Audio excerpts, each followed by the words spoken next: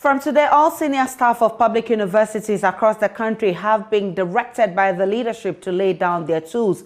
The action is to compel government to pay the 20% cost of living allowance as demanded by other labor unions due to the economic hardship. Not only that, they are also unhappy that their accrued interest on Tier 2 pension arrears have not been settled, whilst expressing dissatisfaction about salary disparities at the universities. General Secretary of the Association, Hector Awuahene Champon, at a press conference said the senior staff in the public universities are unfairly treated and time is now to have their demands met, and called on all members to immediately lay down their tools indefinitely. My colleague Samuel Mbura has been following the story for us.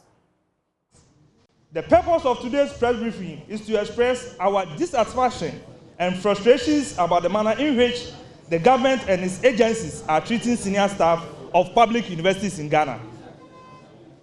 Some of the issues are mentioned below. 1, the insensitivity of government to grant the proposed 20% COLA to senior staff cadre of public universities in Ghana. 2, refusal by the government to extend generic allowances to all senior staff of public universities in Ghana. The leadership finds it outrageous to believe, as there are no such documents, which stipulates that such allowances should be given to entitled staff, which is alien to the scheme of service of public universities in Ghana. Yes. And it is used as a vehicle to create salary disparity in the senior staff category. 3, failure by the government to pay the accrued interest on Tier 2 pension arrears from 2010 to 2016, out of which some members had died due to the emotional stress they went through. It is sad to note that most of these people have served the universities and Mother Ghana wholeheartedly between 25 to 35 years and gone home with a scanty amount as their Tier 2 lump sum. In all sincerity, do you expect us to continue rendering our services in the wake of of this injustice? No. We wish to place on record that, per the provisions of the Act, government has acted illegally and the union is contemplating legal action against government in due course. It is also well to note that a letter written and signed by the government to dissolve the USOS board has not been implemented. Therefore, we are asking MPRA to adhere to the directive by constituting a new board in that order. 5, failure on the part of Fair Wages and Salaries Commission to consider the request by the leadership of senior staff cadre for a fair share of the internally generated fund of the public universities, as has been done for some section of members in the universities. Failure by public universities management to respect and implement GTEC's directive on promotion, appointment and upgrading of senior staff to senior member position in public universities as contained in a letter dated 24th December 2021. Differences in negotiated allowances in the senior staff conditions of service. Fair Wages and Salaries Commission has failed to monitor compliance by management of the public universities and the Controller and Accountant General Department. This is breeding acrimony in various campuses, and the earlier it is resolved, the better for us all. Failure by public universities management to regularize the appointment of temporary and casual staff for well over 6 years. This is against the labor law for engaging the service of a worker for more than 6 months without the regularization of their appointment. Samuel Mbura has joined me in the studio for more on this. Sami, what further explanations are the senior staff of the public universities giving for their latest action? So they have made it unequivocal that they have not been treated fairly. They expect that their interim market premium that have not been paid to them should be paid. There have been some interest that have also been accrued from their Tier 2 pension arrears from 2010. They expect that government should do that, and they have been meeting government on occasions, but some of these demands are not met, and that's why they think that this is the right time for them to strike for government to do that. They are also asking that whilst you are giving other labor unions COLA of 20%, we also deserve same. If you don't do that, we are going indefinitely. What has been the status of their engagement with government? Well, they said they met government yesterday. There was no show, and anytime they meet to discuss this, government reneges on its responsibility in honoring their demands, as they have been talking about since 2010, their accrued pension tier 2 arrears have not been paid. So they think the government is not serious in addressing them. A reason they are biting harder now.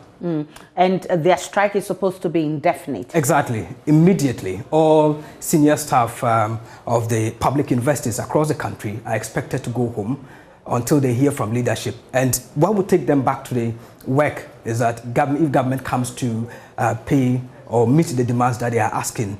And what is serious about this is that teaching, non-teaching staff, we also have the security personnel at the various universities are supposed to go home. And we know the repercussions of that. Students may not be secure on campus, and that is what they are saying. So meet our demands now, else we will not come back. Are they willing to meet government halfway in the event that government meets them and explain their situation and they want them to maybe reduce what they are looking for? Just meet them halfway. Are they ready to do that? With respect to the COLA, they are expecting that the president himself should address them. Okay. In the address of the president, should tell them that, look, I've heard your demand for COLA 20%. Take your COLA and then they will go back to work. So they are not ready to reduce the amount they are, asking government to pay. Yeah, because they say that there's hardship in the country and they have to also pay their bills. So there's no way they are going to reduce anything. The government president should come and address them that, look, your COLA is ready, and then they will go back to class. That's the only way they can go back to school. Samuel Mbura is my colleague. He's coming from the university where Senior University Staff Association are taking or are laying down their tools indefinitely. Now, this afternoon, we're still staying on education because public senior high schools in Ghana are on the verge of being shut down. A shortage of food supplies worsening despite government assurances that trucks full of supplies have been dispatched to the schools. The Education Ministry has said food supplies will reach the schools by Tuesday after the Upper West Regional Chapter of CHAS issued a 7-day ultimatum for the delivery to be made. This afternoon, it has emerged that government failed to see through its promise. This is being compounded by the ongoing strike by the 4 teacher unions. Fred Kwame reports from Ho. Nationwide teacher union strike is taking a heavy toll on academic activities in the senior high schools. JoyNews checks in some schools in the Volta region revealed that students were left unattended to as the teachers deserted the classrooms. In Maoli School, for instance, some teachers were seen around. Sections of the students were seen in their dorms with others loitering around. Some were seen participating in sporting activities while others made use of the library.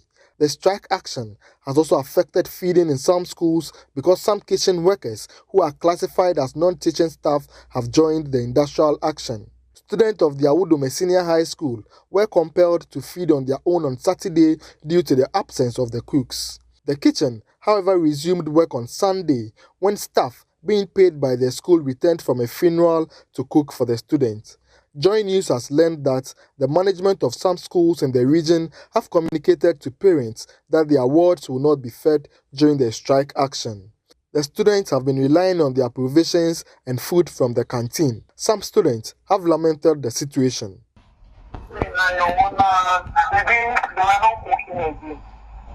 So we asked them like why, then they were like everyone is on strike. Parents are spending their work money because the students hope that the government comes to an agreement with the teachers so they return to the classrooms within the shortest possible time. Fred Kwame, JoyNews. Public Relations Officer Kwesi Kwarteng admits there are challenges with delivery and has assured there will be food supply, but it is emerging that has not happened. This afternoon, the Eastern Regional Chapter of the Conference of Heads of Assisted Secondary Schools has become the latest to serve notice of a possible shutdown of the schools if the supplies do not come in by the end of the week. I'll share extracts of that statement with you. It's coming right now on your screens.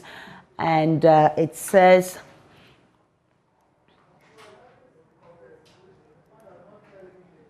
at the Eastern CHAS Council meeting held on Tuesday, July 12, 2022 at Pentecost Senior High School in Koforidua, the following challenges facing senior high schools with particular reference to food shortage reduced weight of food items, erratic release of funds meant for perishable and recurring funds were outlined.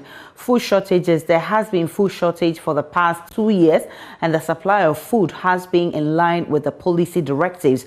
Now, suppliers of food items for some time now have been supplying and the weight items to the schools. An example is 100 kilograms of maize has been reduced to 50 kilogram or 60 kilogram. Erratic release of funds meant for perishables in senior high schools are also in arrears since 2021. Only 2 lodgements have been made in 2022 as regards to perishables. Since 2021, funds meant for recurrent have been released once. By extension, recurrent funds are in arrears since 2021 and 6 months into 2022. Fallout Council resolved that if by Friday, the 15th of July 2022, the aforementioned challenges are not addressed, heads of senior high schools in Eastern Region will have no option than take the following steps. 1. Recommending to GES management to close down all senior high schools in the region. 2. Recommending to GES management to, as a matter of urgency, get in touch with parents to either feed their wards or pick them home until all the situations are normalized. And in conclusion, the council would like to commend all heads of Eastern Senior High Schools for their gigantic effort put in place to contain the precarious situation so far. And this is signed by Peter Atajemfi. He's the Eastern Charles Chairman. We can go live now to the Eastern region and speak with my colleague Joseph Akable, who has been running some checks on some of the schools there. Akable, what have you found so far?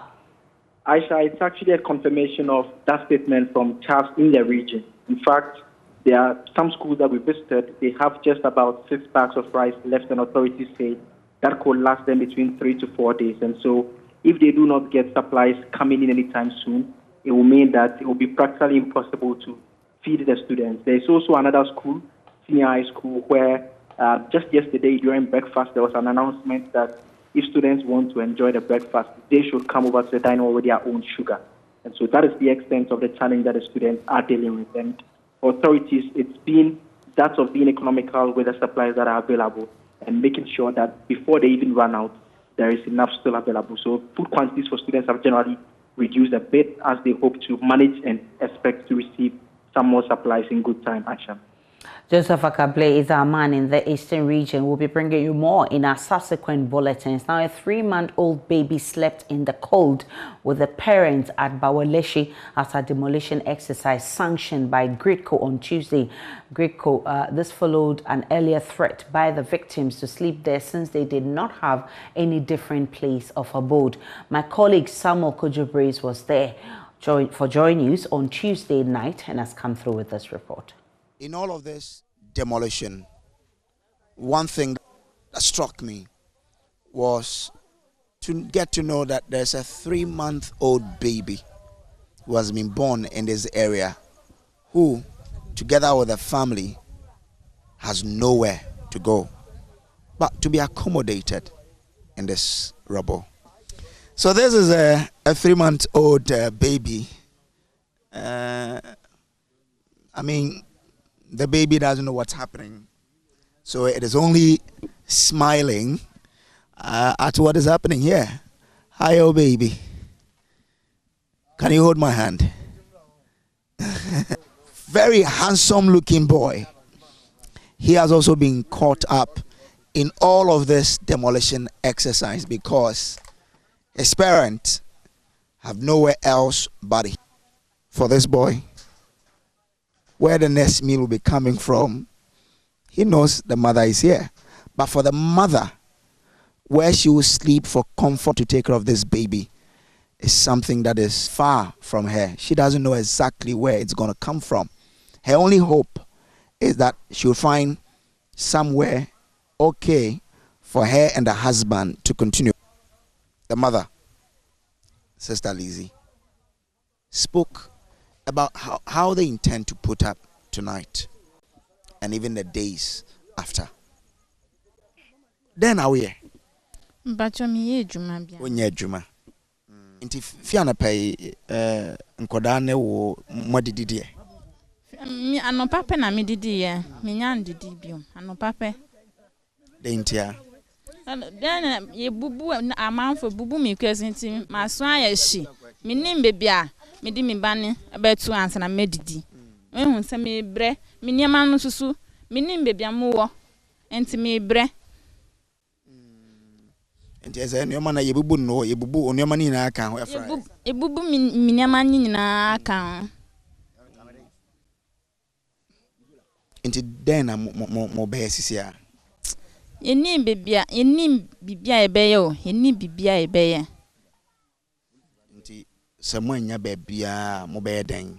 Mi de meda mi ba ni nchen, meda mi ba mi no nchen wa ase. Nti o china na still amunya bebia mo den na be eventually. Na mi yenim bibia ebeko, yenim bibia ebeko. Yenim bibia ebeko. O china nde krampo meko hospital, na ade na abesi nde. Nde krampo meko hospital, me di mi ba beko hospital. Mo akọ won panye, na ade na esi nne. Sisi an dem mo na mo hia. Mo na ehia se ye pe dan na ya kom na mi susu maso ju a na ma susu makope ejuma kitikiti bi na ma ye na makohwem me ba no so na se dan ba mbenya sketch rent de anu na asama ba o but se nyame boa ya se ye hu dan etinam a susu ebe ye ejuma kakra nyame nti be ejuma kakra ena mo ha onkoda na odwen o mo ho se ya dache bi no hu ne sen so mo nyine wa hai dache no mi ba no me think said dache no mo so nyi na mo di lawyer obi ndi police ama me na me susu makoma antomi ya dache a sama bo abrowa na mo so amba fami se mo mi ba yanko abebi bra yanko bebi enti na me so de bia mi bompa ma nyame se nyame ma omkodu ama me wish ade si eda wakoma so bi hwa wa den na obeka se mbase ni atomu wo ene wa busua de eda wakoma so pa sanka obi epeso oboa mo a obeyama mo ene ne wahin on pe dan man nne ya ade na mepe edan se me pe dan se mo anya dan ma me a ebe mi dan kasa ebe mi da pa on se me hu dan mi di mi niam kakra we betum na me kunu susu on tina afako no susu obekọ ni shop won ana okoye kakra na me yakohwe ye ba no so na me susu se me ba we onyi kakra na me susu makonye ejuma bi na maye hana ye be ye.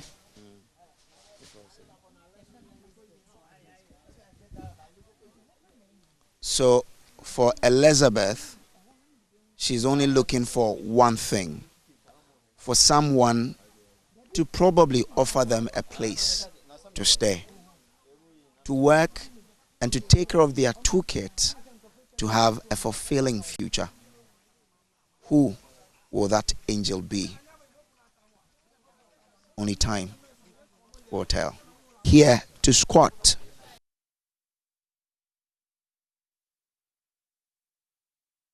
Let's go to the IMF now, because JoyNews is learning that the earliest the International Monetary Fund can take a decision whether to give Ghana a deal or not will be in the first quarter of 2023. That's according to sources close to the fund. It followed a crunch meeting held by the IMF officials with Parliament's Finance Committee yesterday. Parliamentary correspondent Kwekwa Sante has details of that meeting.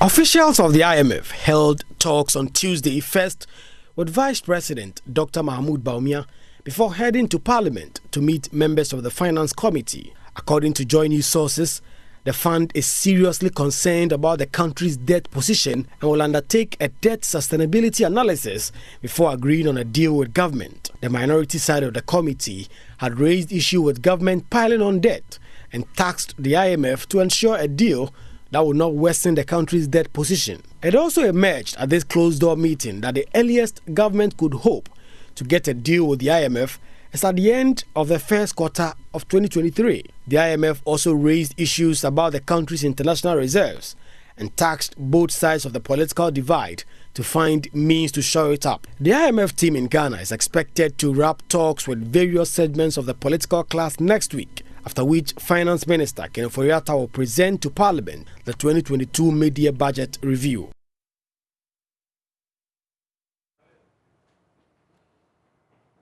Economists believe the development will put more pressure on the cedi against major foreign currencies. Let's get a better understanding of the implications and speak with the professor of economics, John Gachi, who has joined me live for more. Prof, I'm grateful for your time. What are the implications of the IMF possibly rescuing us by first quarter of 2023? Well, the earlier, the better for the Ghanaian economy. So the delay to the first quarter of next year means more pressure on the areas we are suffering from.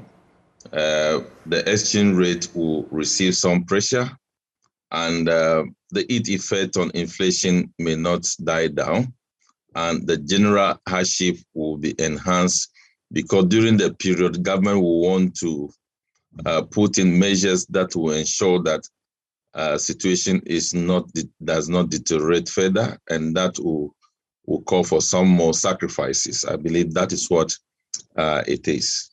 And also because the IMF have looked into some of the data already, government will be mindful not to deteriorate those information gathered in terms of expenditure. So more expenditure rationalization to ensure that we are moving towards prudence expenditure management may be some of the things that will be happening from now to that time.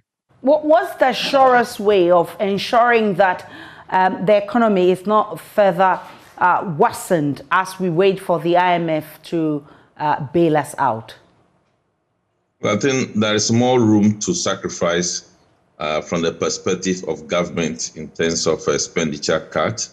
There is a need to rationalize major projects and put some of them on hold to avoid expenditure being directed to those areas. That's one of the ways to ensure that you drift towards prudence. And I believe that has not been done yet. Even in the midst of all these things, government is still cutting salt for some major projects. And those projects, government needs counterpart funding to support the implementation of those projects. And I believe government should begin to realize that we're in difficulty and we need to rationalize the implementation of some of these projects at this point in time. Prof. John Gachi, I'm grateful for your time. He is the Dean of the University of Cape Coast Business School on our election headquarters this afternoon. The immediate past regional secretary of the New Patriotic Party in the Western region, Charles Bisiu, has withdrawn from the party's general secretary race few days ahead of the national conference this Saturday. According to him, his message of transforming the party into an effective political machinery that inspires confidence and trust within the party and among Ghanaians was well received by the masses of delegates and party people across the country. And his decision to withdraw does not mean he won't be available to share ideas with whoever wins position. He spoke earlier on News Desk. At a point in time, the person who allows peace to prevail and allows certain processes to go on and then help in other areas where they are needed most. That doesn't mean that I wasn't needed yet. Like you said, a lot of people rallied behind me. But then I believe that at this point, based on the exigency of the time, I can help the party. One, we look at the turbulence within the economy.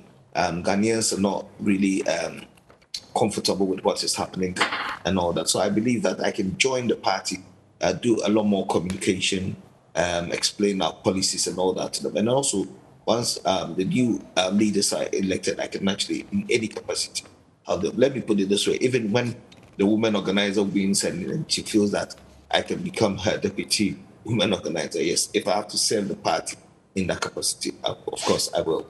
I voted the neatest of them, and I've spoken to other people they've understood me. Those who do not understand why I took that decision, I apologize to them. But I'm still talking. I haven't left the party. I'm still within the party. You know, sometimes people follow you for several reasons, and their loyalty and also faithfulness to me, I thank them for that. I'm not going to depart from that. We're still going to have a relationship. And when all the people who followed me, I told them that it is not just about politics. We must have a relationship before the politics. So if we both agreed on that principle, that a relationship before the politics, then our friendship and our collaboration will still remain. And then anything that I have to do within my capacity to support them, I will.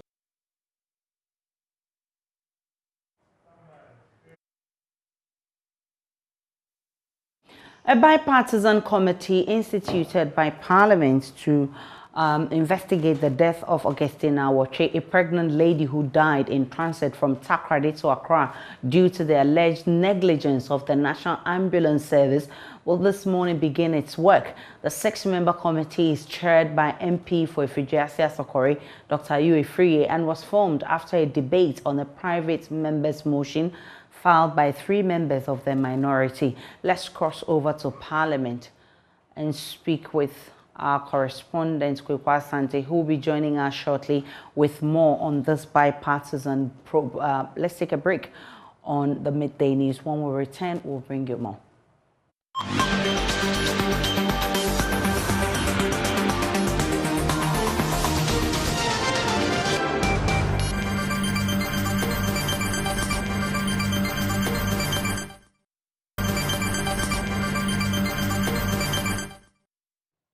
Welcome back to JoyNews today. Let's go to Parliament straight, where a bipartisan committee constituted by Parliament to investigate the death of Augustina Awoche, a pregnant lady who died in transit from Takoradi to Accra due to alleged negligence of National Ambulance Service, this morning began its work. The 6-member committee is chaired by MP for Ifijiasia Sokori, Dr. Ayu Efriye, and was formed after a debate on a private member's motion filed by 3 members of the minority. Let's speak with parliamentary correspondent Kwekwa Asante, who has joined me now with details. Kweku, has the sitting of this committee started, and which witnesses are expected to be called? So, Aisha, the committee started its work some moments ago with the husband of the deceased woman appearing before the committee and offering a testimony. It's been a somber atmosphere, it's been a somber mood, because the man has been tearing whilst giving testimony to the committee. He has been explaining that when he was told that his wife had an emergency and had to be rushed from the hospital in Takoradi to the Kolebu Teaching Hospital here in Accra, ambulance officials demanded some amount from him for fuel before they would do so. After back and forth, and he was able to provide that amount of money to the ambulance officials, the vehicle then moved to Accra, where he was told that the wife didn't make it. He has been explaining how he's been feeling ever since. He's been telling the committee that whenever he hears the sound of an ambulance, it gives him a certain atmosphere. He's been struggling to survive since the wife passed on a little over a month ago. And so it's been a very somber atmosphere in the committee, with the 6-member committee trying to understand exactly what happened to be able to prepare a report back to the House. But back to the question you asked in terms of which other experts or witnesses are expected to appear before the committee, it is expected that the National Ambulance Service will also come and make a testimony before the committee. It's not clear if it will be today, because I've not seen any official of the National Ambulance Service in Parliament today. But it's expected that in the coming weeks, those persons or other persons of interest that the committee thinks will help them to do their job will appear before them.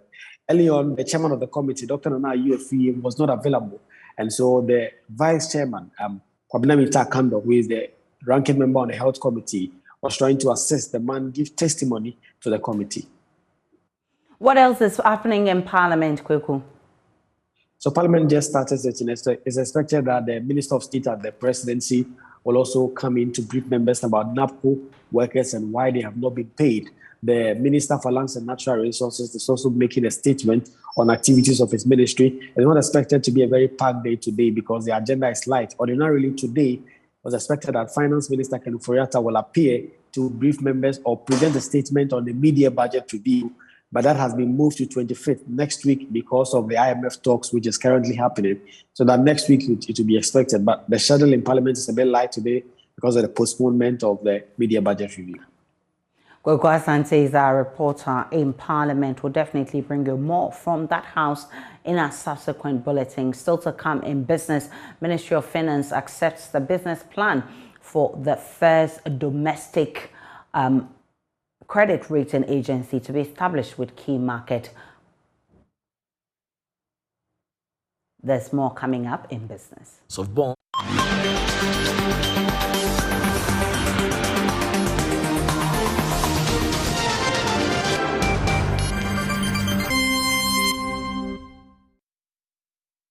Hello, good afternoon. Let's do business now with me, Beverly Broom. The Ministry of Finance has accepted the business plan for the first domestic credit ratings agency to be established with key market regulators as shareholders. Now, the entities which already accepted the proposal and are working to get the agency established are the National Insurance Commission, National Pensions Regulatory Authority, and the Ghana Stock Exchange as a major shareholder. The move, which is backed by the World Bank, will improve credibility of corporate bond issuers as well as businesses that participate on the Ghana Stock Exchange. The following report has more. Early this year, the Ghana Stock Exchange announced that it will establish credit rating agencies in Ghana by middle of the year. The agencies are expected to rate the issuance of bonds in order to bring some confidence and comfort to investors. Giving an update on work done so far, head of the fixed income market at the Ghana Stock Exchange, Augustine Simmons, said 3 market regulators have accepted proposal to hold stake in first domestic credit ratings agency. He was speaking at a capacity building program for selected members of the Institute of Financial and Economic Journalists, IFEJ, in Accra. Once that entity is established, the government is not going to take holding in it, but the government is promoting it and being supported by the World Bank as well, because they all see the importance of it. Upon discussion with stakeholders, it was suggested that the Ghana Stock Exchange should take a stake in that entity. So Ghana Stock Exchange was nominated, National Insurance Commission was nominated, and then the National Pensions Regulatory Authority was also nominated. So these 3 entities are now have been proposed to be the initial shareholders of the domestic credit rating agency. Letters have been written to the entities, and they have responded, get themselves committed to getting it established. The meeting I was talking about is actually the meeting with the shareholders of this entity. The business plan has been done already by KPMG, and it was accepted by the Ministry of Finance, based upon which a technical committee was set up to start working on it.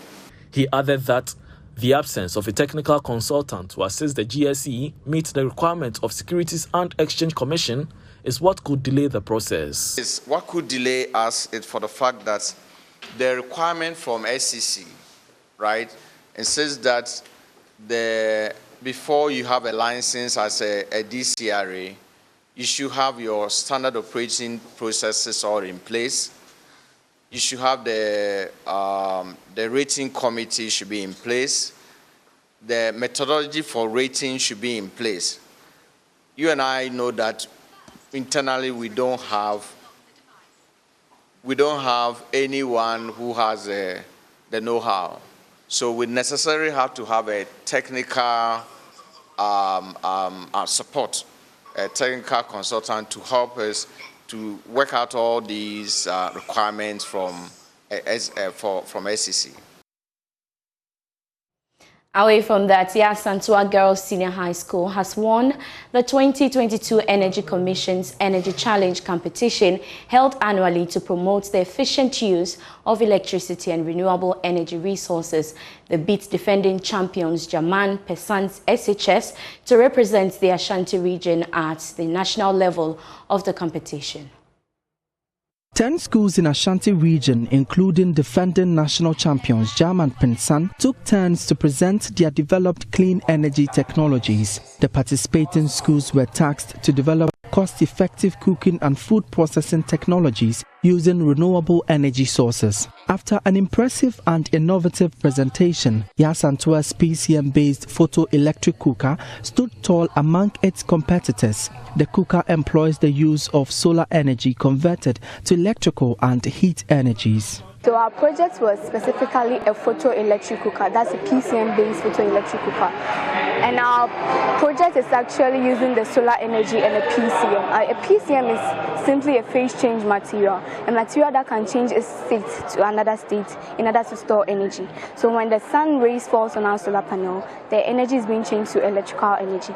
This electrical energy gets to the heating element and is changed to heat energy. This heat energy is being supplied to our food and at the same time the PCM. So when we are cooking, energy is also being stored in the PCM.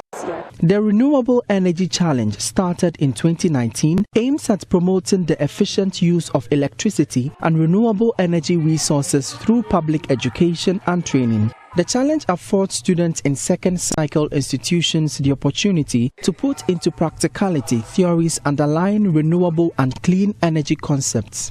Senior Manager at the Energy Commission, Julius Nkansa Nyako, says the challenge also aims at eliminating the chew and pour phenomenon in Ghana's educational system. I've realized that there's a gap in priority and synergy between academia and industry. The aim of the challenge is to promote creative thinking and to provide mentorship to our young and dear students.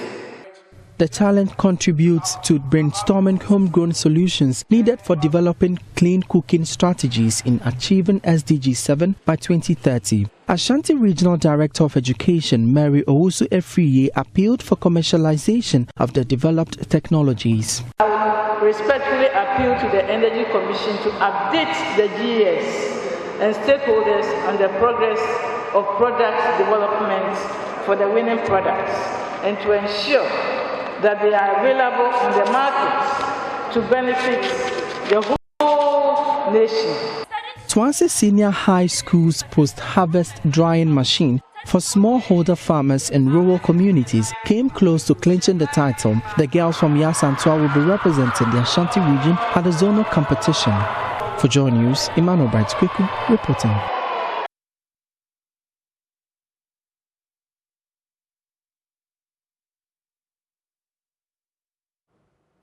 Thanks for staying with us. It's time for a big dose of sport. And Black Stars midfielder Thomas Partey is set to miss out on Arsenal's upcoming pre-season training tour. Now, the news coming in indicates that this tour, which will take place in the United States, is as a result of one or two things that have happened. Now, Thomas Partey is expected to travel with some of his teammates for the to the US for the training tour next season. Now, the Ghana vice captain did not travel to Germany for that 5-3 win against Nuremberg on Friday, having played 45 minutes in the 5-1 win over Ipswich Town on his return after a thigh injury suffered back in April. Now, Arsenal will play Everton in Baltimore, Maryland, and on Sunday this will be followed by games against Orlando City 4 days later, and Chelsea a week on Saturday, both of which are to be played in Orlando, Florida.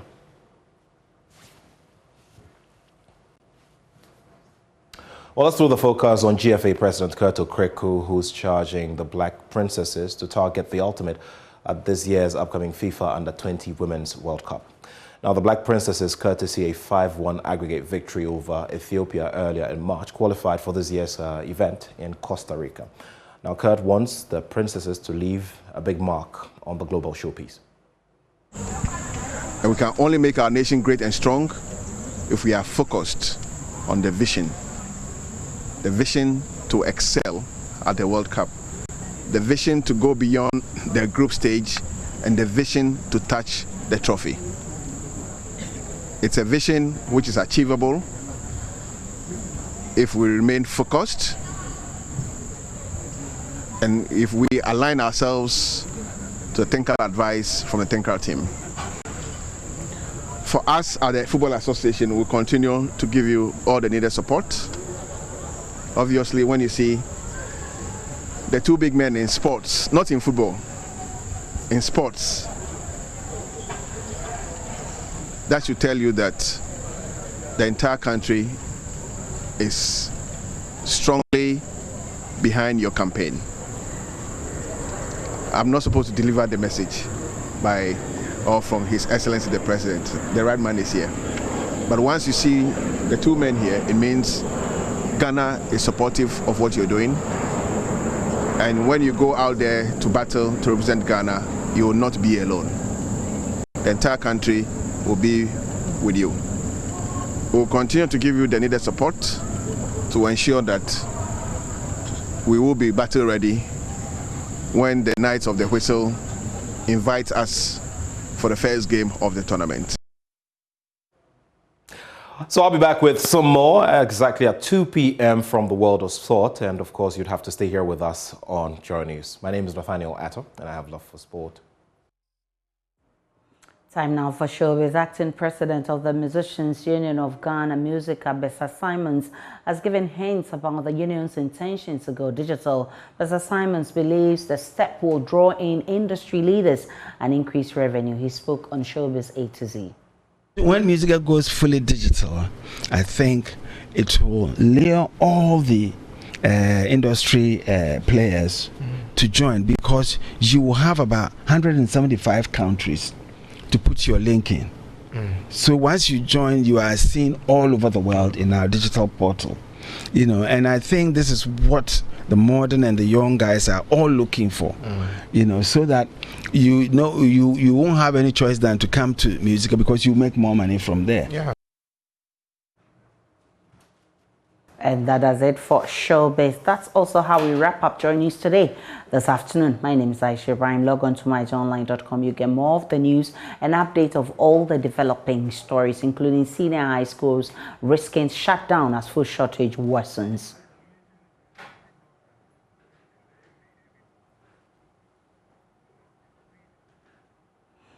And also on a sad note, high life musician A.B. Crenshaw has died. Read more of that on myjoyonline.com. Enjoy the rest of our programs.